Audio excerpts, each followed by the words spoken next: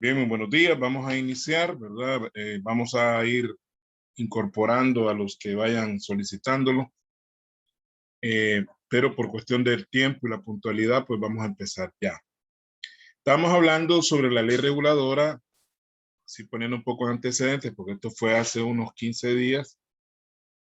Hablábamos sobre que esto era una situación de que el Código de Comercio regulaba desde que fue creado allá en 1970, pero que por alguna razón, pues por lo de siempre, no se le da la prioridad a las leyes que deben ser aprobadas cuando deben ser aprobadas.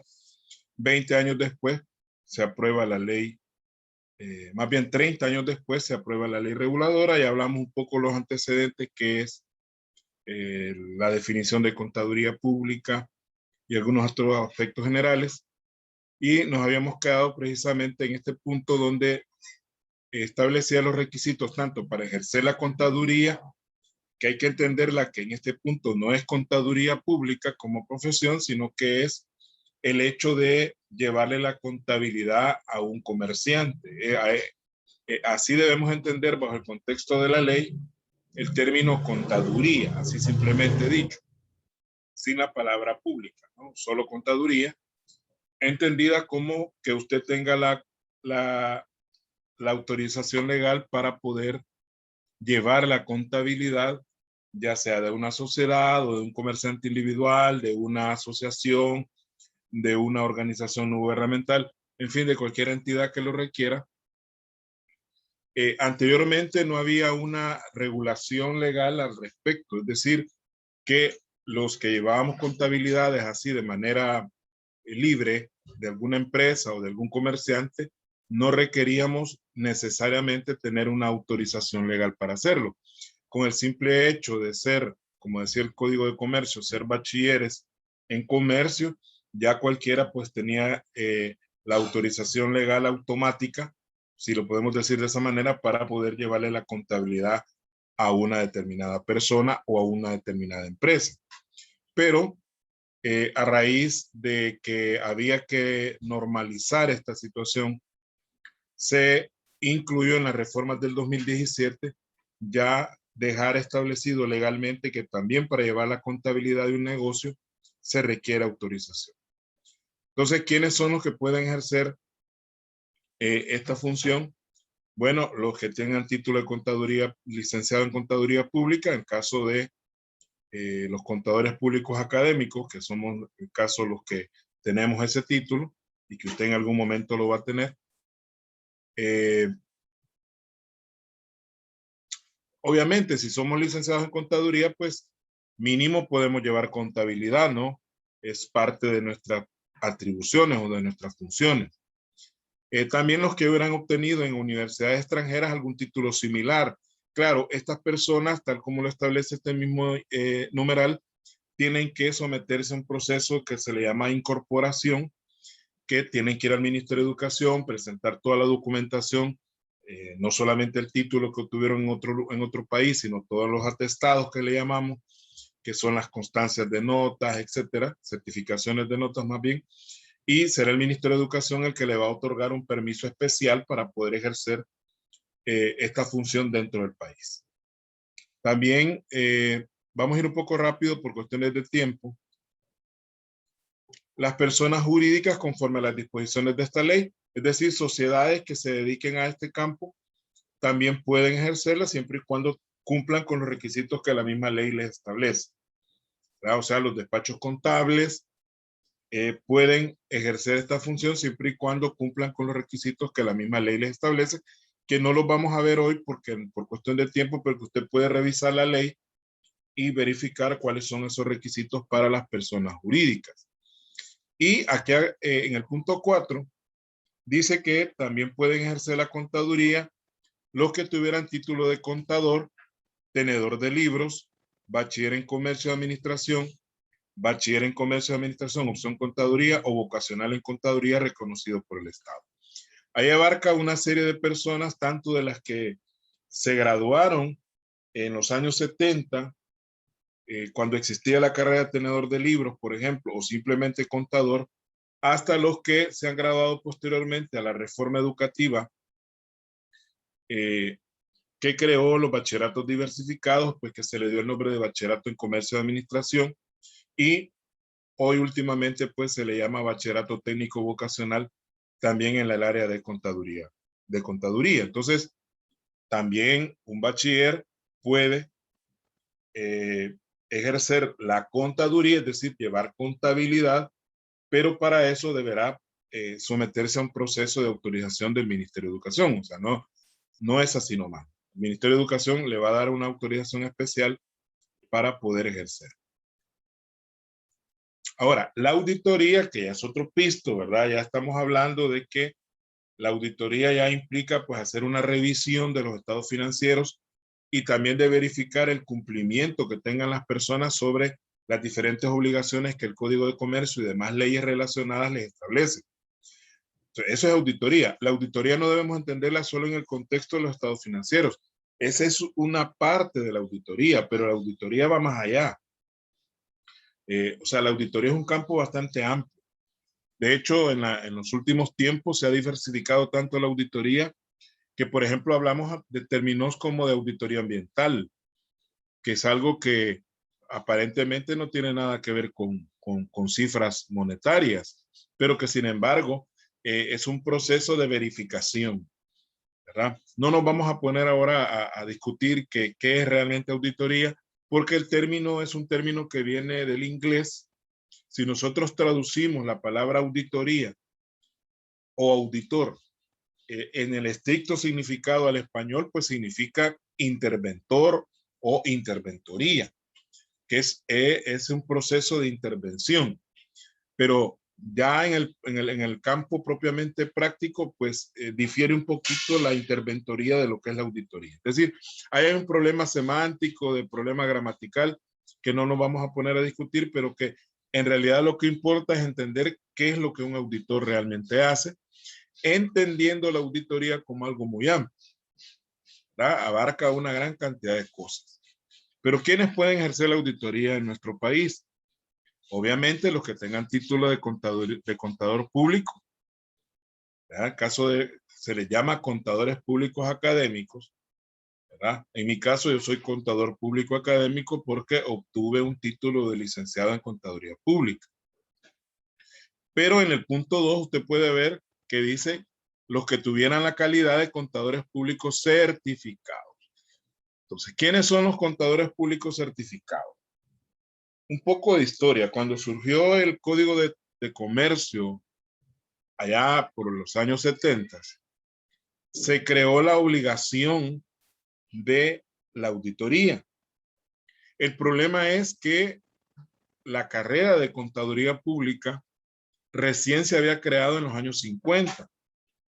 Y si nos ponemos el contexto histórico de los años 70, las únicas universidades que existían en ese momento era la Universidad de El Salvador y la Universidad Centroamericana. Y la cantidad de contadores públicos que en ese momento se habían graduado de esas universidades no superaba las 100 personas. Es decir, habían menos de 100 licenciados en contaduría pública en ese momento. Entonces había un problema de oferta y demanda.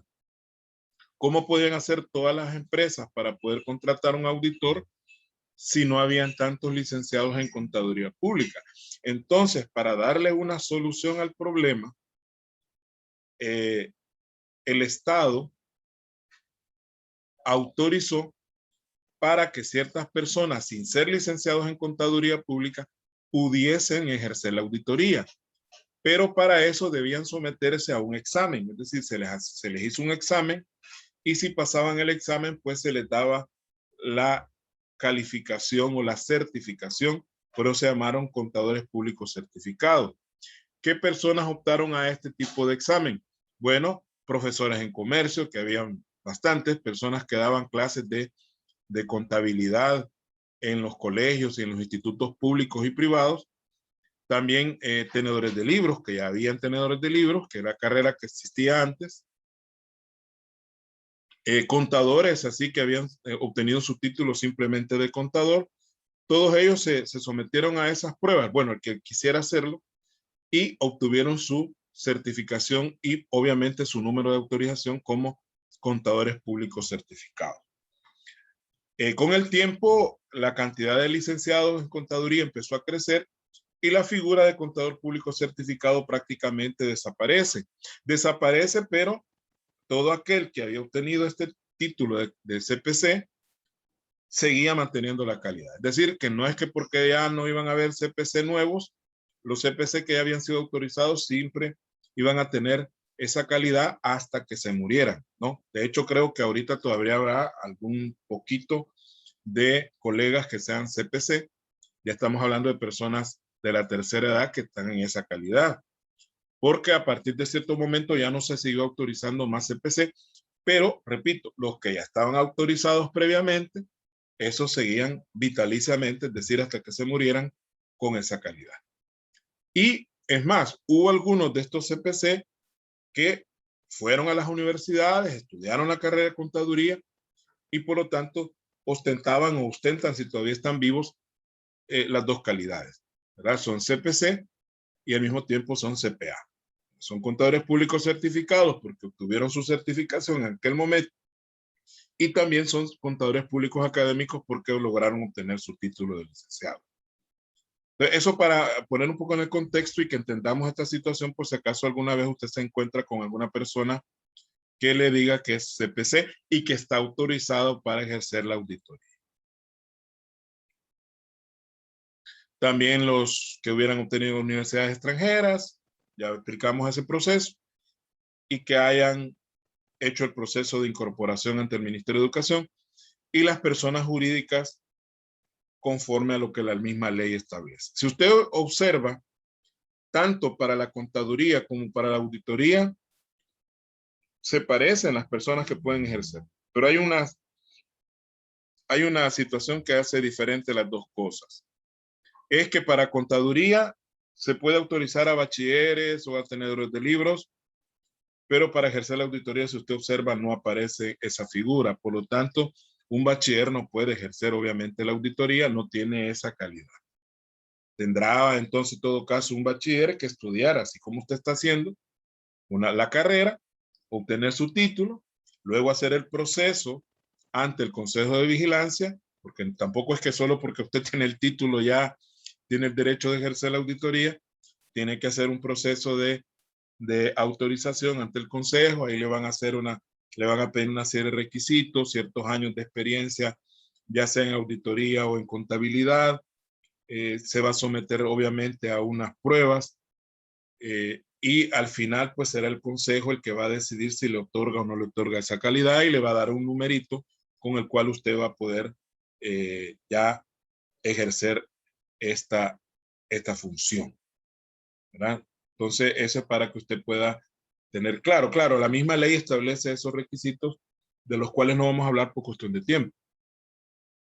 Ahora, estamos ahorita 5 personas, quiero ver. 5 personas, o sea, 4 alumnos, ¿no? Estamos a un 67% de asistencia. Con respecto al laboratorio, yo les voy a enviar hoy mismo un documento donde viene explicado lo que me van a hacer para el laboratorio, que me lo van a entregar dentro de 2 semanas. Les voy a dar 2 semanas para que lo hagan. Decir que los laboratorios están programados del 20 al 26, pero lo voy a recibir hasta, no sé qué fecha exacta, pero ya sería el mes de octubre. Entonces, es sobre el trabajo de investigación que van a hacer sobre los trámites, pero ahí les voy a explicar en ese documento, ya adelantando un poco, son 4 trámites los que vamos a adelantar ahorita, vamos a comenzar a investigar, que sería lo de la escritura de constitución, la matrícula de comercio, el registro de contribuyentes en el Ministerio de Hacienda. Esos 3 nada más, solamente vamos a ponerle 3. Escritura, matrícula, y el registro de contribuyente del Ministerio de Hacienda. Y ahí les voy a explicar qué es lo que quiero que investiguen de cada trámite, ¿verdad? Entonces, eso se lo voy a enviar, de ser posible, hoy mismo, terminando la clase. Bueno, ya viendo esa aclaración, vamos a continuar. porque tenemos bastantes cosas que ver. Lamentablemente, el sistema que nos ha establecido la universidad de cada 15 días, realmente yo pensaba conectarme el sábado anterior, pero tuve un problema de salud, no me sentía muy bien, entonces por eso opté por no conectarnos. Sin embargo, en la medida de lo posible, vamos a ver si podemos conectarnos cada sábado, aunque el lineamiento de la universidad es cada 15 días, ¿no? El próximo sábado, no sé, vamos a ver cómo queda el material para este día, como tienen que investigar lo que les acabo de comentar, pues podemos dejar el sábado como una especie de consultoría, verá algunas dudas que usted tenga sobre lo que está investigando. Pero ya vamos a ver esa cuestión. Ahora, el contador público tiene ciertas atribuciones, más que todo enfocadas en el campo de la auditoría. Son bastantes. Se le agregaron varias en la reforma del 2017, pero vamos a abordar así de manera un poquito rápida algunas cosas, nos vamos a detener en algunas y otras las vamos a ver más rápido, porque hay atribuciones que son bien similares y lo que cambia es algún aspectito ahí, alguna cosita pequeña. Entonces, si explicamos una de las atribuciones que se parece a esa otra, pues la vamos a pasar un poco más rápido. Ya vamos a ver eso. ¿Qué atribuciones tenemos como contadores públicos? ¿Por qué traigo a colación esto en esta asignatura? Porque parte del trabajo que nosotros vamos a hacer dentro de la organización contable está enmarcado en esta ley. Es decir, que esta ley nos da los lineamientos de qué podemos hacer y qué no podemos hacer, porque así como hay atribuciones, también hay prohibiciones, y las prohibiciones también es importante que las tomemos en cuenta. Veamos, primero, son un poquito largas en cuanto a su texto. Y esto es parte de lo que el contador público tiene que hacer.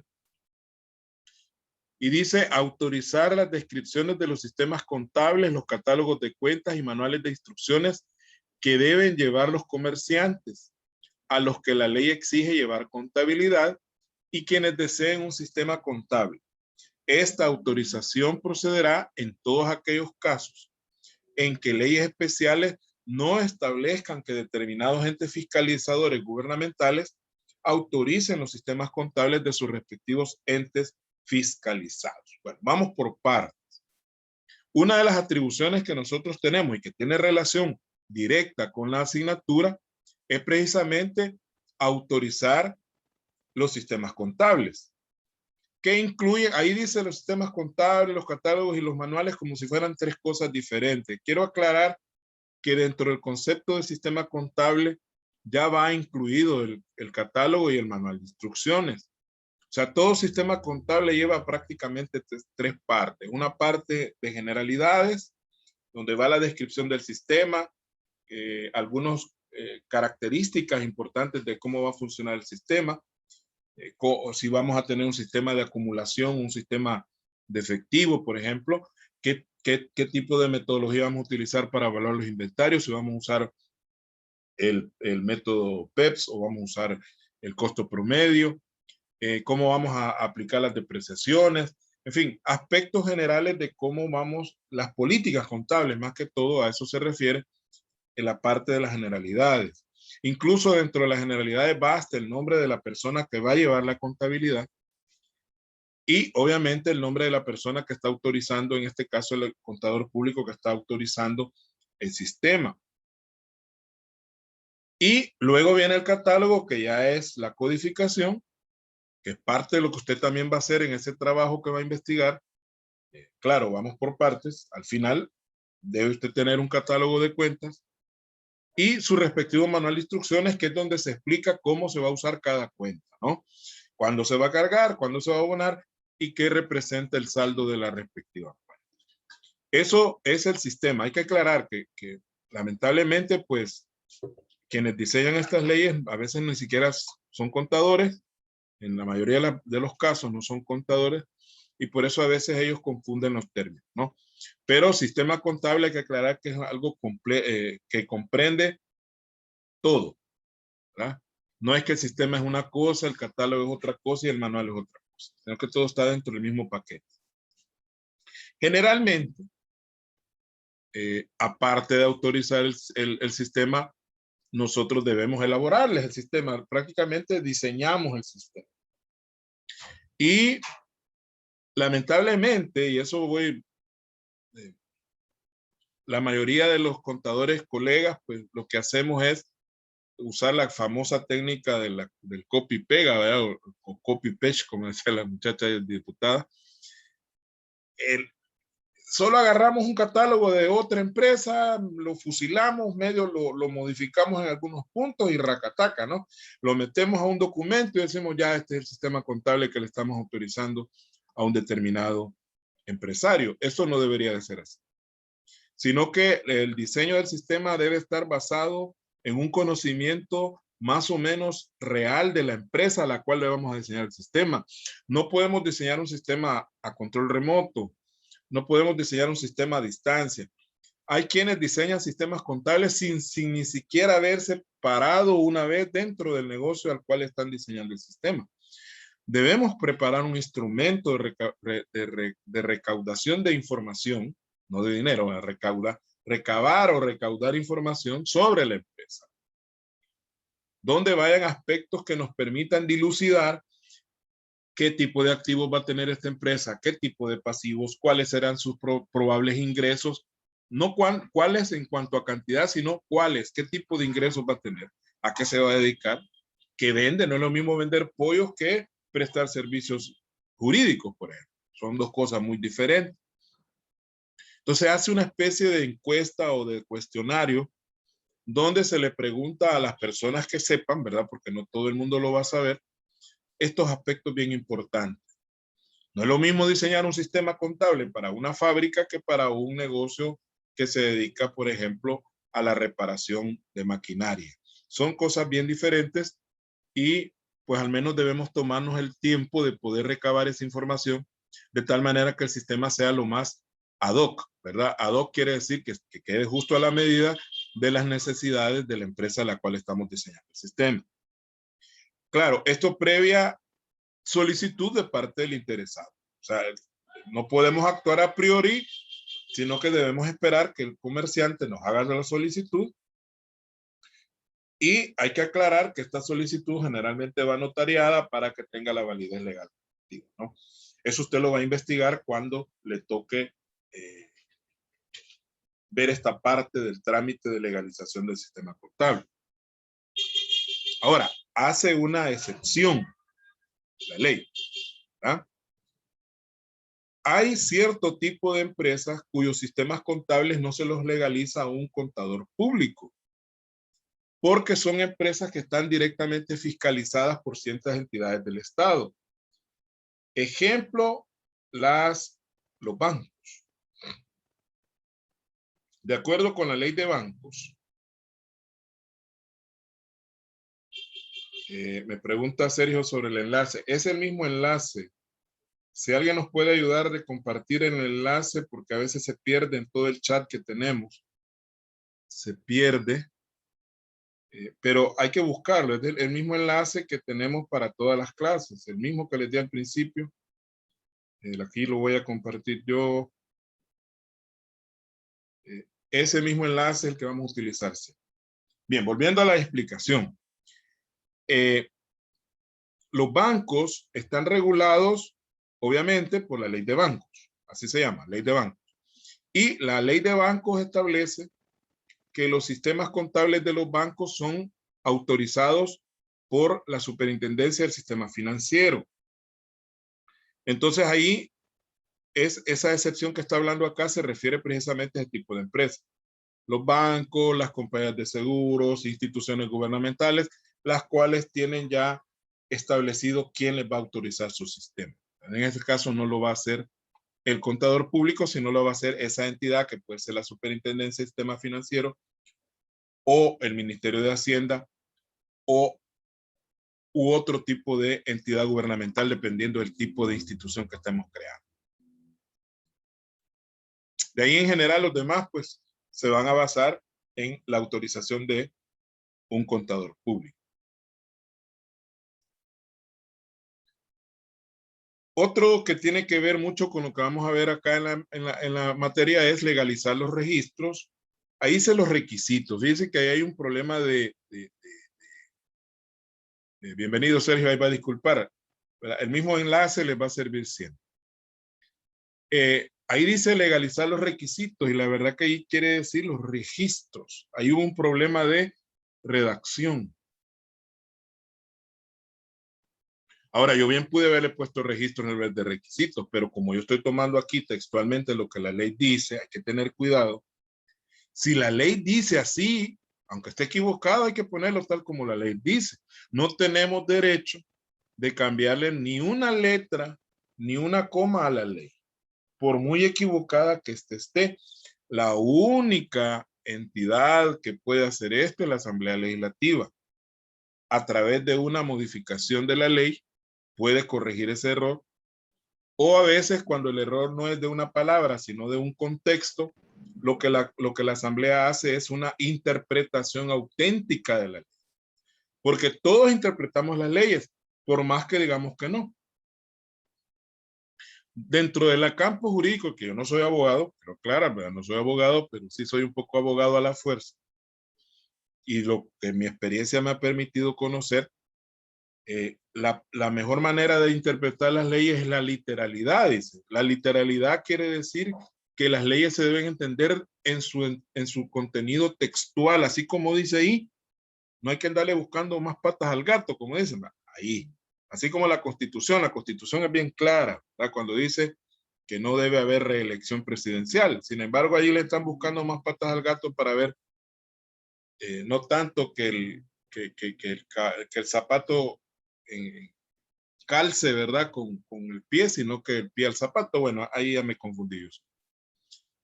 Pero ahí dice requisitos, pero realmente debe decir registros o libros que deben llevar todos los comerciantes. Entonces, ese es otro pisto, no estamos hablando ya del sistema, ya se legalizó el sistema, ahora vamos a legalizar los registros. ¿Qué registros son esos? Bueno, dice de conformidad con las leyes de la materia, previa solicitud del interesado por escrito y autenticada, lo que les estaba diciendo hace un rato, ¿no? Que debe ser notarizada la solicitud. Eso para evitar caer en empresas fantasma. A veces nos pueden pedir que legalicemos un sistema o legalicemos libros de empresas que no existen. Entonces el notario lo que hace es dar fe de que la empresa sí existe y que por lo tanto quien nos solicita el servicio de legalización es una empresa legalmente constituida. Entonces, ¿qué libros son estos? Aquí no los menciona. Pero pues nosotros sabemos que contablemente tenemos libro diario, libro mayor, libro de estado financiero, que son los que básicamente establece el registro de, el código de comercio. Aunque estos pueden tener sus variaciones dependiendo de las necesidades de información que tenga la empresa. A eso también usted lo va a investigar cuando le toque ver esta parte de la legalización de los libros. Pero también con la ley reguladora se incorporó también a la parte tributaria que nosotros también tenemos la autorización de legalizar libros o registros para el manejo del IVA, que es algo que vamos a ver más adelante también, cuando hablemos de los aspectos tributarios, el libro de compras, el libro de ventas a consumidores y el libro de ventas a contribuyentes. Esos también los legaliza el contador público. Antes no era así, ¿verdad? Antes los registros contables se legalizaban en el registro de comercio. El sistema contable lo legalizaba la Superintendencia de Obligaciones Mercantiles, o llamada también en su momento Superintendencia de Sociedades y Empresas Mercantiles, y los libros del IVA los legalizaba el Ministerio de Hacienda. Entonces, ya con esta ley se le quitó a esas entidades esa facultad y, bueno, dijeron los diputados de aquel momento, ¿no?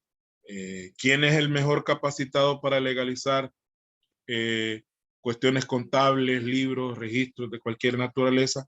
Siempre y cuando lleven inmersa la parte financiera, pues tiene que ser un contador público, no lo puede hacer una persona de diferente profesión. Porque por ahí también surgió en ese momento algunos diputados que decían que los libros pues debería que legalizarlos un abogado.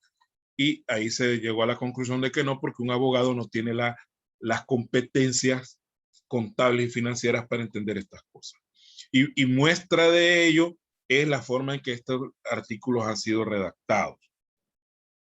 Este error de requisitos, cualquier contador público que hubiera estado en la comisión que aprobó este artículo y este literal, B, se pudo haber dado cuenta que ahí no tenía que ser requisitos, pero nadie lo vio, ¿verdad? Y ahí sí lo aprobaron, llegó a la plenaria y se convirtió en.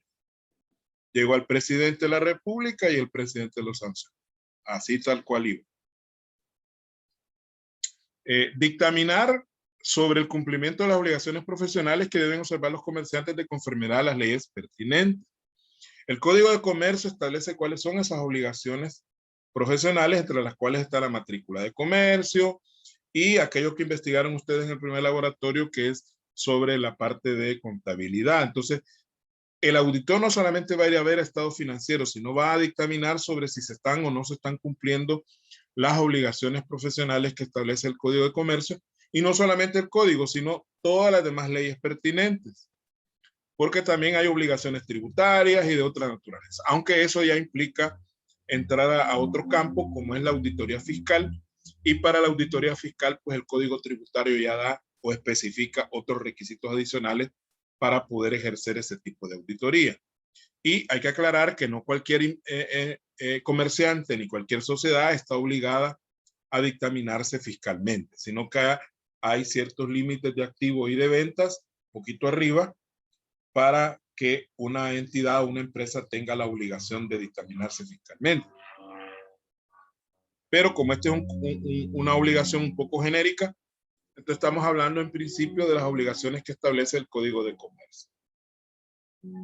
Quiere decir que si la empresa no tiene su matrícula de comercio, si la empresa no tiene su escritura de constitución debidamente inscrita en el registro, pues será el auditor el que deberá señalar esta situación.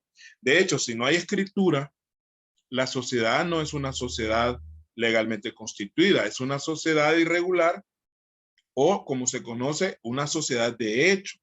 Y hay muchas sociedades de hecho en nuestro país. Personas que simplemente se ponen de acuerdo, ponen plata, ponen un negocio, pero nunca legalizan su situación, ni con el registro de comercio, mucho menos con Hacienda y todas las demás entidades a las cuales tienen que prestar, más bien legalizarse. Entonces son sociedades de hecho, y como son sociedades de hecho, tienen una de dos: o se legalizan, hacen los trámites que les hacen falta, o simplemente desaparecen porque no tienen existencia legal, no hay personería jurídica.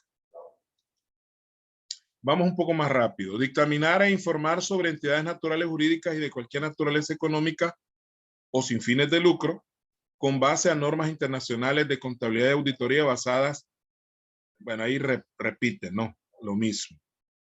Quiere decir que nosotros también tenemos como atribución dictaminar y informar sobre cualquier tipo de entidad, ya sea con fines de lucro o no, pero basándonos en normas internacionales de contabilidad y normas internacionales de auditoría, que en todo caso el Consejo de Vigilancia ya adoptó desde hace mucho tiempo, ¿no? Tanto las normas internacionales de auditoría como las normas internacionales de contabilidad, lo cual incluye las NIF para pymes y las NIF totales. Entonces, ya están adoptadas por el Consejo y por lo tanto nosotros sobre esa base vamos a dictaminar. Aquí lo que está estableciendo es cuál es la base normativa de nuestro trabajo. El literal E, certificar estados financieros de las personas naturales o jurídicas de cualquier actividad económica o sin fines de lucro conforme a una auditoría realizada a base de normas internacionales y responsabilizados por un contador debidamente inscrito en el Consejo. Asimismo, que estén obligados de conformidad al Código de Comercio, Código Tributario y leyes especiales.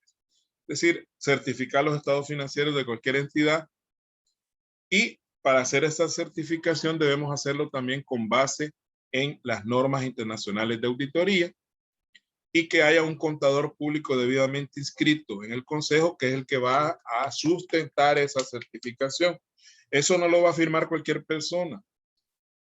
Lo va a firmar el contador público debidamente autorizado. Si nosotros actuamos de manera independiente e individual, es decir, nosotros ponemos nuestra cara solitos, como mucho nos ha tocado, pues será nuestro nombre y nuestro sello, nuestra firma. Pero si es una sociedad que se dedica a la auditoría, pues dentro de todos los que están en la sociedad, pues tendrá que ser uno de los que tenga sello. Pues si no tiene sello, no puede tampoco firmar, aunque sea directivo de la sociedad. Entonces tiene que ser una persona debidamente autorizada la que va a hacer esta certificación. Certificar las valoraciones de inventario cuando sea requerido. A veces nosotros podemos ser contratados, digamos, por una persona, un socio, digamos, que esté inconforme, porque tiene dudas sobre si se ha habido algún desvío de mercadería o algún otro tipo de bienes dentro de la entidad, y nos puede contratar como un especialista para que vayamos a certificar un inventario que se ha hecho de los bienes de la empresa. Eso es factible hacerlo. Legalmente, un socio que no administra tiene el derecho de controlar a los demás. Entonces nos puede contratar. Fíjense que yo tengo dudas con ese inventario, ¿por qué no me hace una certificación del inventario que se ha hecho? Eso es un trabajo que nosotros también podemos realizar, que no necesariamente es una auditoría completa, sino solamente nos vamos a enfocar en ese punto. Y también podemos realizar estudios de revaluación de activos y ajustar el valor contable, porque de acuerdo al Código de Comercio, todos los activos pueden ser revaluados, ¿verdad? Eso significa que su valor es mayor al original, y nosotros podemos actuar entonces en calidad de peritos valuadores, así se le llama, peritos valuadores de esos activos, aplicando todas las técnicas que las mismas normas. Nos vamos voy a cerrar esta parte, jóvenes, y nos reconectamos de manera inmediatamente para la segunda sesión. Gracias.